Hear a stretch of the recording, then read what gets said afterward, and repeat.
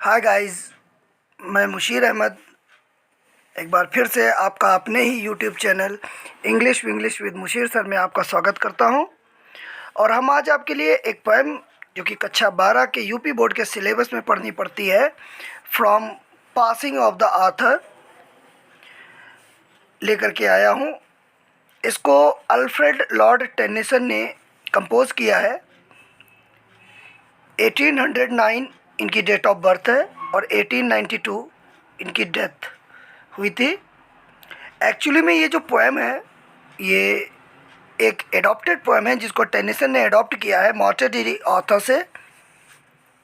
और ये एक संग्रह है, इसमें कई सारी पोएम्स थी और इतनी सारी पोएम्स से ये एक छोटा सा अंश इसको लिया गया है। और जहाँ तक इस पोएम की बात की जाए तो ये एक पोएम आशावादी पोएम है। इसमें जो आथर होते हैं, जो राजा होते हैं, उनका ईश्वर के ऊपर बहुत ज़्यादा फेथ होता है, भरोसा रखते हैं वो। तो इस तरीके से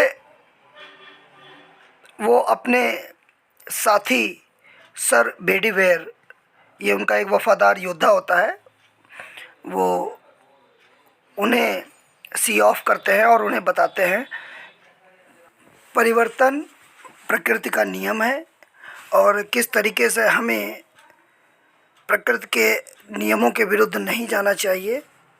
और हमारा जाना भी, यानी किंग आर्थर अपने लिए कहते हैं कि जो मेरी मृत्यु जो हो रही है, जो मैं घायल हो चुका हूँ, ये भी प्रकृति की ही देन है और इससे तुम्हें दुखी नहीं होना चाहिए। तो इस प्रकार की ये पोएम है। आइए देखते हैं कि पोएम की पहले पैसेज में क्या कहा जा रहा है। And slowly answered Arthur from the barge, the old order changed, yielding place to new। तो इसमें जो राजा हैं, राजा आर्थर, वो नाव से कहते हैं धीरे से अपने वफादार जो योद्धा हैं बेडीवेयर, उनसे कहते हैं कि जो पुरानी जो प्रणाली है वो बदल जाती है। वो कैसी होती है? वो बदल जाती है और उसके स्थान पर नई प्रणाली आ जाती है, यानी नया सिस्टम उसकी जगह पर आ जाता है।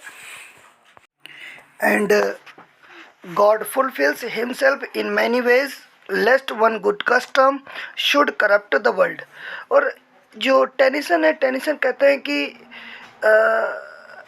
जो राजा आर्थर होता है वो बेडीवेयर से कहता है कि भगवान को किसी की पूजा की आवश्यकता नहीं है, या उसे अगर अपनी इच्छा पूरी करनी है तो वो कई तरीक़ों से अपनी इच्छा को पूरी कर सकता है। क्योंकि उसे ऐसा लगता है, जो राजा होते हैं, आर्थर होते हैं, उन्हें ऐसा लगता है कि कहीं ऐसा ना हो कि एक नई व्यवस्था और एक नई जो प्रणाली है, जो अच्छी प्रणाली है, वो अगर कहीं ज़्यादा दिनों तक रुक जाएगी तो वो पूरे संसार को क्या कर देगी? भ्रष्ट कर देगी। इसीलिए इसको बोला गया कि लेस्ट वन गुड कस्टम, कहीं ऐसा ना हो कि एक अच्छी प्रणाली यानी एक अच्छी रीति रिवाज शुड करप्ट द वर्ल्ड, और ज़्यादा दिनों तक रुक जाए और पूरे संसार को ये भ्रष्ट कर दे। और इस तरीके से राजा आर्थर बेडीवेयर से आगे कहते हैं, comfort thy self what comfort is in me. अपने अंदर धैर्य बनाए रखो जैसा धैर्य मेरे अंदर है। I have lived my life, मैं अपना जीवन तो जी चुका हूँ। And that which I have done, मैं अपना जीवन जी चुका हूँ और जो कुछ मैंने अपने जीवन में, यानी जो मैं जीवन जी चुका हूँ, उस जीवन में मैंने जो कुछ भी किया है, may he within himself make pure. तो मैं आशा करता हूँ, या मुझे ऐसी पूरी उम्मीद है, मैं आशा करता हूँ कि ईश्वर मेरे द्वारा किए गए कार्यों को या मेरे द्वारा किए गए गलतियों को क्षमा करेगा। आगे कह रहे हैं कि बट दो, लेकिन तुम, if thou shouldst never see my face again. यहाँ पर शुडस्ट का मतलब होता है शुड और दो का मतलब होता है तुम। अगर तुम दोबारा मुझसे ना मिल पाओ या दोबारा मेरा चेहरा ना देख पाओ, प्रे फॉर माई सेल्फ। तो वो कह रहे हैं कि अगर मैं तुमसे दोबारा ना मिल पाऊँ या मैं जीवित ना रहूँ तो कृपया तुम मेरी आत्मा के लिए प्रे करना। वो क्या कह रहे हैं, राजा आर्थर कह रहे हैं कि तुम मेरी मेरी आत्मा के लिए प्रार्थना करना।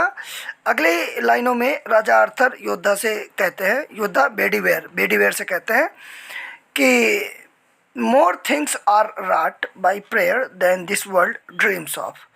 इस जो संसार है ना, यहाँ पर जो है प्रार्थना से बहुत सारे बड़े बड़े काम किए जा सकते हैं, जिसके बारे में इंसान कल्पना भी नहीं कर सकता और उसके बारे में सोच भी नहीं सकता है कि प्रार्थना से कितने बड़े बड़े कार्य किए जा सकते हैं।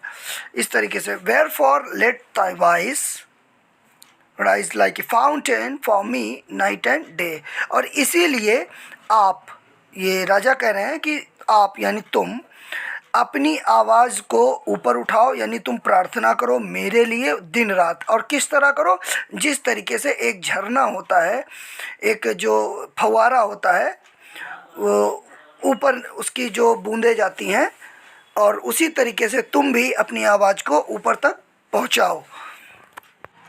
अब इस अंतिम पैसेज में एक पैसेज इसका बचा हुआ है, और इस अंतिम पैसेज में जो राजा आर्थर होते हैं वो अपने बेडीवेयर से कहते हैं कि प्रार्थना में बहुत ताकत है। प्रार्थना की जो श्रेष्ठता है उसको बताते हुए वो कहते हैं कि for what are men better than sheep and goats that nourish a blind life within the brain. वो कहते हैं कि एक ऐसा जो मनुष्य वो भेड़ और बकरियों से भी बेहतर नहीं है, जो ईश्वर को पहचानते हुए, इफ़ नोइंग गॉड, ईश्वर को पहचानते हुए भी they lift not hands of prayer, वे अपने हाथों को प्रार्थना के लिए अगर नहीं उठाते हैं तो वो भेड़ और बकरियों की तरह जीवन गुजारते हैं, क्योंकि उनका जीवन अंधकारपूर्ण होता है और वे, उनके पास दिमाग तो होता है लेकिन वो ईश्वर को जानते हुए भी वे प्रार्थना नहीं करते हैं। बोथ फॉर देमसेल्फ, ना तो वो स्वयं के लिए करते हैं, and those who call them friends, और ना ही वे दूसरों के लिए करते हैं जो जिन्हें वे अपना मित्र बुलाते हैं।